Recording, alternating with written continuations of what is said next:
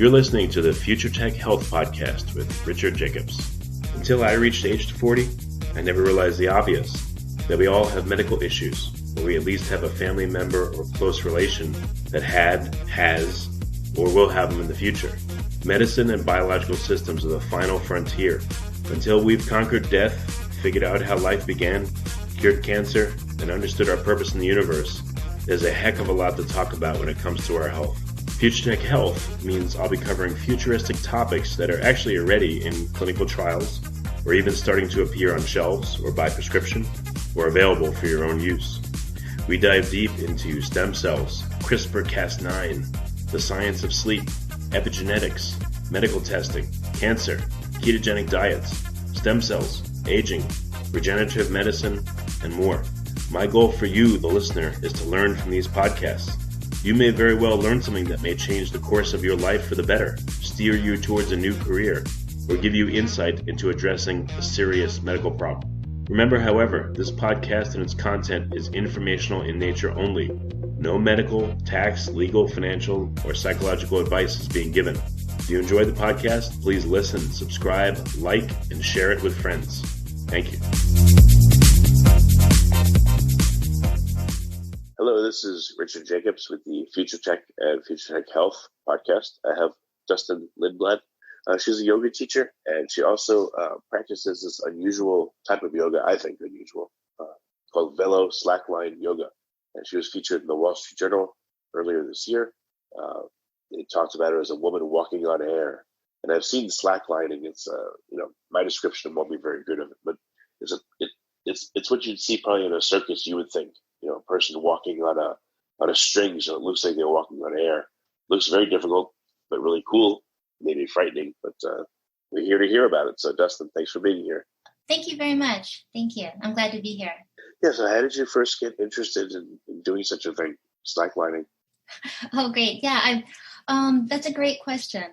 I guess for decades I've been interested in movement, and I've practiced yoga for quite a while, many years, and I was also interested with acrobatics, and I did acro yoga, and I had many friends within that sector, and some of my friends also practiced slacklining, and I became introduced to it that way, and I found it to be a wonderful activity to help build up my strength, balance, and endurance. And because I was naturally flexible from my yoga practice, that helped tremendously too. But I just found it to be a wonderful complement to my practice. And I can also talk a little bit more about what slacklining is, if you'd like. Yeah, go ahead. What's your definition of it? For me, it looks like you string a string between, like two trees and climb up and walk along it. But what is it? Sure. Basically, in essence, slacklining consists of stretching usually a 1 inch or 2 inch wide piece of webbing between two anchor points.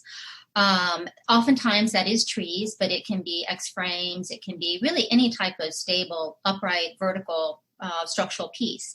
And then what happens is the webbing is suspended within the air, and the tension can be adjusted to suit the user. And you can then be on top of the slack line and pass through various movements upon the webbing.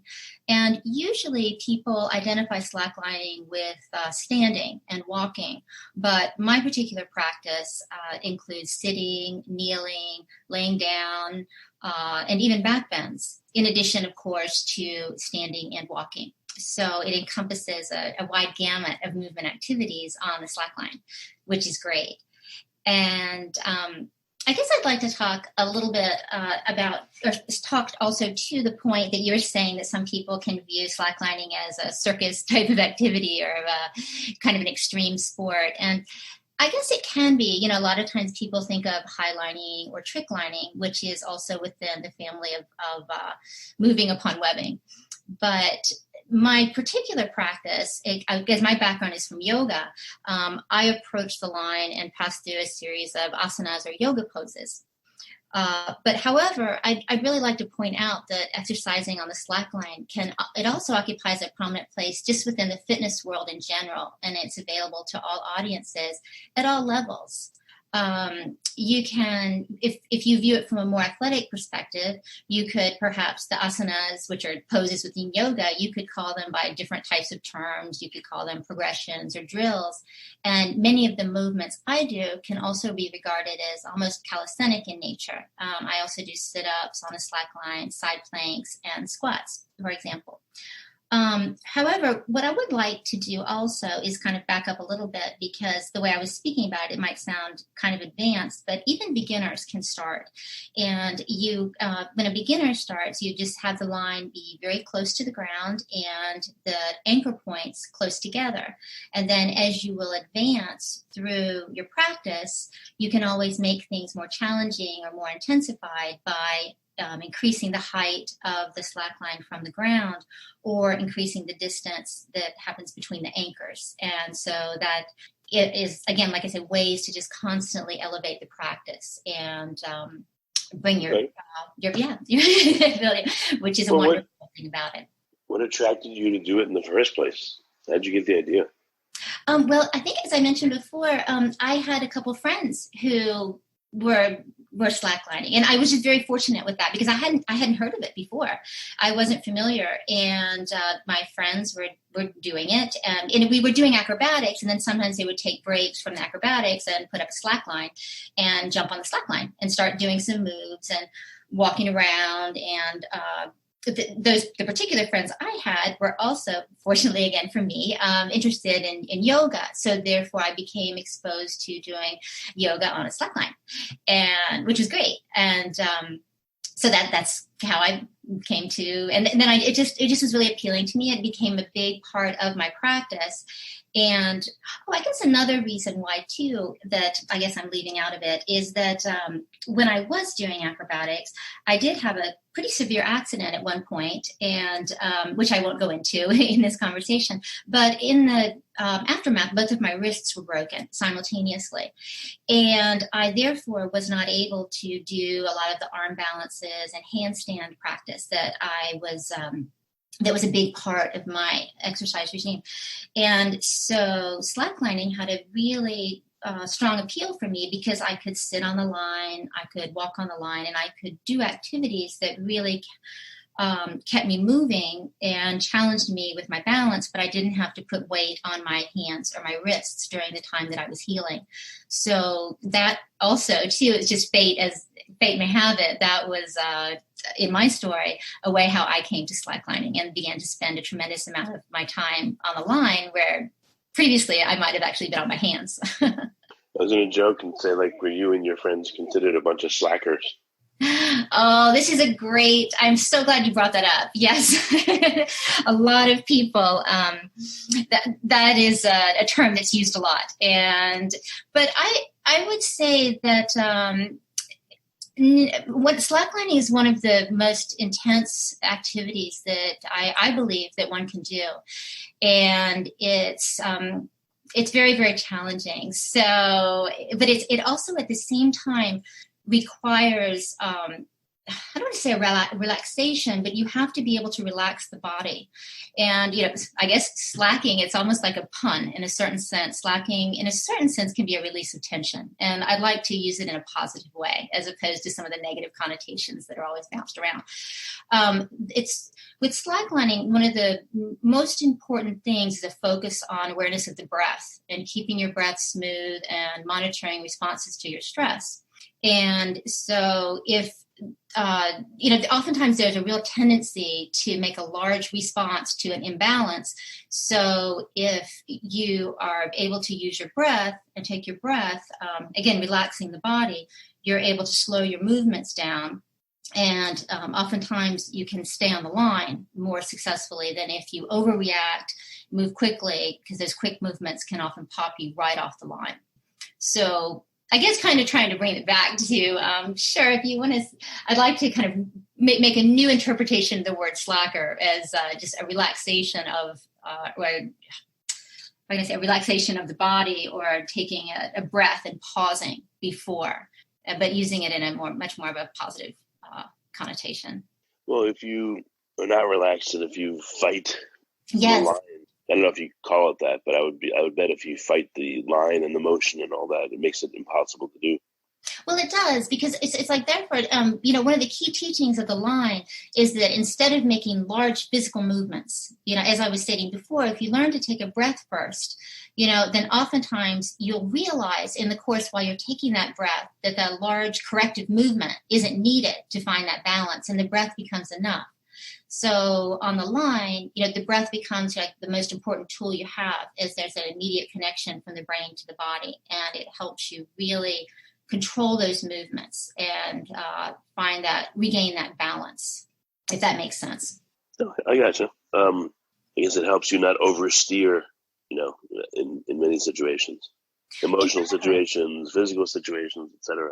Exactly. It really is true, and that's actually one of the, as I just say, it's a powerful realization, because when you feel that imbalance, you take a breath and you make a small movement. And then the sooner you can bring the breath back in, the balance is found. And that's a skill that I use constantly, upon the line. And over the several years, of my practice, I've definitely noticed it manifesting within other aspects of my life also. I guess I would say pausing and using the breath is one of the key components of developing just a language for slacklining, and then creating that whole physical literacy and movement within the body. And I can talk a little bit more, about that if you'd like. Or No, I'm thinking as you're talking. You could say you have to start from a place of balance, and you have to stay close to that place of balance the whole time. Otherwise, you can't stay up there. You can't even get on there. Mm-hmm. I guess it does have a lot of lessons for a lot of other things in life. Well, it really does, because, one of the key things that I just love to do is try to stand very, very still. To stand very still on a slackline, it's incredibly challenging, because what will happen is you'll realize, of course, that the slackline is a closed system. So basically, the only thing that's moving on that line is you, and the line will respond to you. And if you move, it's going to move. You move quickly, it's going to move quickly and possibly toss you right off. So the goal is to really be present on the line, and just to maintain your stillness as much as possible and help you focus inward. And that way you don't overreact to imbalances, because, of course, as we just were discussing, every movement you make in one direction, you're then going to have to correct in the other direction to regain that balance. And kind of circling back, the goal for me, at least, is to really use the breath as the source of movement for the balance. And it's great. And it really begins to build, like I was trying to get at before, a bit of physical literacy within the body, and a way of moving. And, of course, everything we're just talking about, it can work as metaphors for other places and times within our lives, too. And, which is great. So what would you say the benefits of slacklining are above and beyond doing yoga on the ground normally? Sure. Well, it's basically what I was kind of just getting at, with that ability to pause, and that ability to take that breath, and that ability to not overreact. Again, because on a slackline, you're going to pop right off. So I have, over time, I've been slacklining for almost 4 years now, and I am really confident that my overall sense of balance, has dramatically increased since before I began slacklining. My yoga practice was amazing. You said about the difference between the yoga and slacklining. My yoga practice was wonderful, and I really enjoyed it. But slacklining, really took it to a whole other level, because my yoga mat, which was just a regular yoga mat, all of a sudden it became 1 inch wide. Which is like the width of the webbing. And so everything become, as I was saying, exponentially more challenging, and you have to start to move much more slowly. So transient kind of the biggest advantages is, as I was kind of getting back to, is I really feel my overall sense of balance, within moving through just my life. It has really, the sense of balance has dramatically increased. And I started to notice it actually, maybe the second year of the practice, just will be like a tangible example. I live in New York City, and on the subway cars, jolts on a subway car, people jumping in front of me while I'm walking, and then breaks in the pavement. And I I began to notice, wow, I'm reacting a little bit differently. I'm really, have a stronger sense of awareness of where I am in space and how to avoid, possible just collision or something like that. And it's wonderful. I just, like I said, began to realize that I was much better equipped to navigate through these situations. My core had become much more solid, and I became more secure within my footing. I mean, these are kind of just like little tangible things I'm throwing out, but I really began to notice that. And again, also I come back to the breath and just, I'm hoping, my approach toward working through situations that are challenging. I, had that not too long, but maybe that extra split second, which to pause and think about it, which sometimes can really mean the difference in the outcome of the situation. And I think the slacklining helped me, with all of that. So what do you teach other people specifically to do slacklining, and what's their experience? I do. It's different for each student, because each student, of course, comes with their own background and their own types of ability, movement, and aptitude, and their interests. And I guess, again, I kind of like to circle back to, my background is in yoga. So a lot of times the students will want to specifically learn yoga poses or yoga asanas. But there are also students who are from more of an athletic background who want to learn things which are a bit more calisthenic. And as I was mentioning before, I do sit-ups, I do things which are kneeling pointers, I do squats, side planks.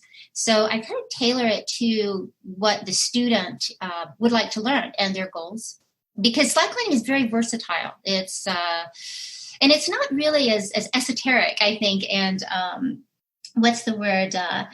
Fantastical. Like I said, that because some people do, they always come like, oh, are you in a circus? And it's like, no, this can really just be a very normal activity for people. And I think that's one thing that I would, with this podcast too, I'd love to tell people is it's very accessible if you just spend some time and you have the desire to do it.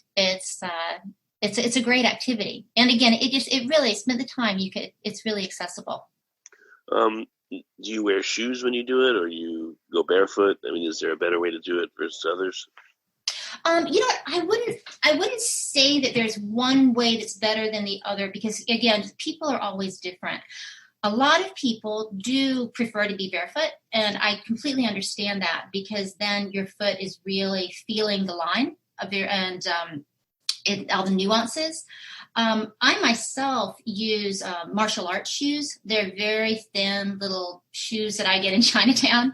And, it actually was out of necessity. Again, I live in New York City, and I slackline in here, and oftentimes there might be little things on the ground, glass and bottle caps and stuff. So I use the little shoes, but they're very, very flexible. And I would, encourage either one of those, barefoot or martial arts shoes. I think that stick shoes would be very, very challenging, because you just can't move your foot enough. And as you start to progress and do more advanced moves, especially when you're squatting or you're actually starting to do, 180 and 360 turns on the slackline, for me, it's very important to really be able to feel the nuances of my different parts of my feet on the line, whether it's the heel, whether it's the ball of my foot. And also, too, I've recently been experimenting with really going up on my toes a lot. And again, that I find is very,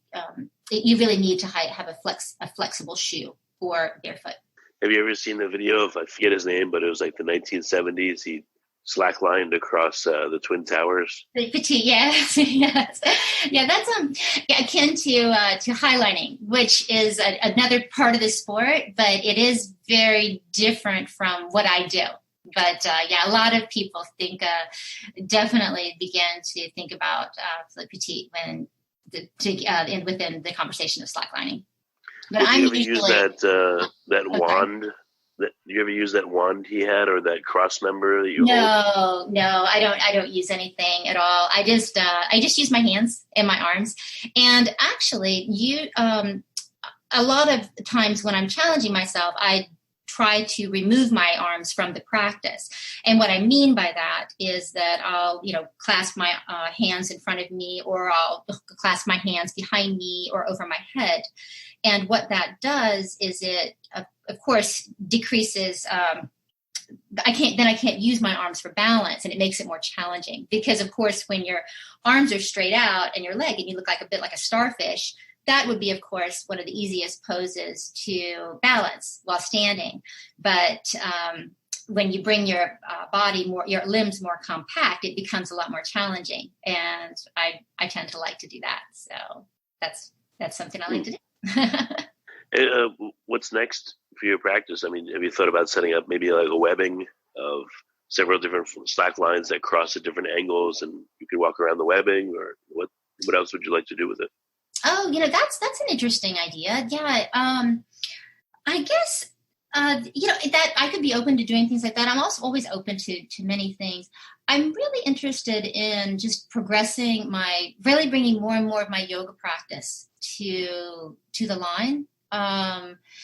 Because I have also practiced Dharma yoga and Ashtanga yoga, which has a lot of, I guess, there are inversions and different types of twists. And so anyway, I'm continuing to just push my yoga practice. And some things, like I said, with the inversions, I'm really enjoying. I do shoulder stands where I balance my entire body just on one shoulder on the line, which is really exciting. And I would like to begin to explore different transitions of moving in and out of that pose, and also creating a flow which can last up to, say, even maybe 30 minutes on the line, which builds quite a bit of endurance. And so that's a goal. Okay. And are there different kinds of slack lines and different materials or thicknesses that you recommend for beginners or more advanced people? To tell you the truth, my experience is mostly with the Yoga Slackers line, which I find to be a really wonderful line. You can find it on Amazon or on the Yoga Slackers website, yogaslackers.com. And I think that webbing is great for a beginner to start to work on. And it's also, they sell a small kit which has tree protection and 2 anchors, and it's just really ready to go for the beginner, and there are instructions with inside how to put it up, or you can find a video online. And it's also really easy to travel with, so that's what I would recommend. All right, very good. And what's the best way for people to find out more about you, and if they're local to you in New York, take lessons or come hang out and see what you do? Yeah, I'm actually in the process of setting up my website, which would be up at the beginning of the year. So that would be a really great way to contact me. That would be DustinLindblad.com.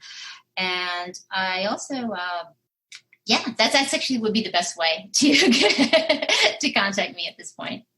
Okay, and then your name is Dustin Lindblad. How do you spell it, just so people got it? It's Dustin, Dustin. And the last name is Lindblad, Lindblad. Okay, great. So that's what your website will be? Yeah, it's DustinLindblad.com. And it might even be up within the next month. We'll see. Richard, I actually had another thing that I was thinking about that if we have another minute or two, I kind of like to go back to, because you're saying with the question of one of the benefits of slacklining that has kind of moved through life. Yeah. I think it comes from my background in yoga. And within yoga, anyone who's ever taken a yoga class knows that when you do each pose, you do it on each side of the body. First you do it on one side and then on the other. And I've taken that to my practice of slacklining. So whatever type of pose I'm working on the slackline, whether it's a different type of back bend, whether it's a twist, whether it's kneeling, whatever it is, a sit start, I will practice it on one side and then on the other. And I really, with my goal of building an ambipedal strength, which is like having the strength on both sides or with both feet, basically. And because a lot of times when you talk to someone who is in sports, say gymnastics or soccer, there's a prioritization upon a dominant side. And, one side being the stronger side to do a certain move or to do a certain type of, activity. And so one of the most beautiful things that I've found with slacklining is the ability to just explore and practice these movements on both sides of the body, and with my goal of being able to find the balance symmetrically for both sides, which I think is just a really healthy approach and outlook toward fitness.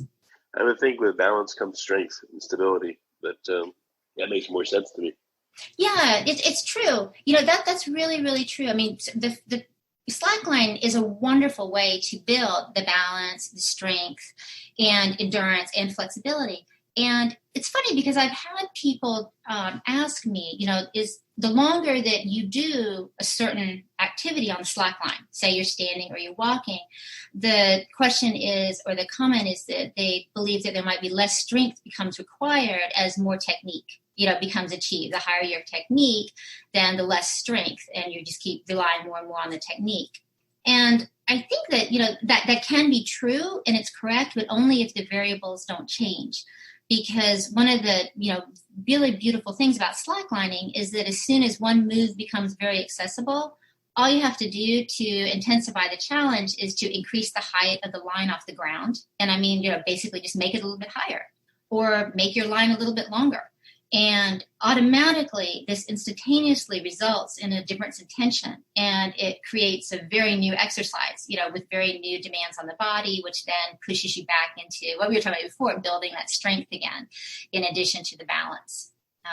So it's a great loop. Okay, well, very good. Well, Dustin, I appreciate you coming on the podcast. It's been a good call. Great. Yeah, I thank you very much for having me. I really enjoyed speaking with you. This has been great.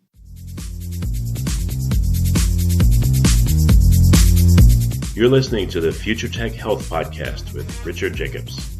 Until I reached age 40, I never realized the obvious, that we all have medical issues, or we at least have a family member or close relation that has, or will have them in the future. Medicine and biological systems are the final frontier. Until we've conquered death, figured out how life began, cured cancer, and understood our purpose in the universe, there's a heck of a lot to talk about when it comes to our health. Future Tech Health means I'll be covering futuristic topics that are actually already in clinical trials, or even starting to appear on shelves or by prescription, or available for your own use. We dive deep into stem cells, CRISPR-Cas9, the science of sleep, epigenetics, medical testing, cancer, ketogenic diets, stem cells, aging, regenerative medicine, and more. My goal for you, the listener, is to learn from these podcasts. You may very well learn something that may change the course of your life for the better, steer you towards a new career, or give you insight into addressing a serious medical problem. Remember, however, this podcast and its content is informational in nature only. No medical, tax, legal, financial, or psychological advice is being given. If you enjoy the podcast, please listen, subscribe, like, and share it with friends. Thank you.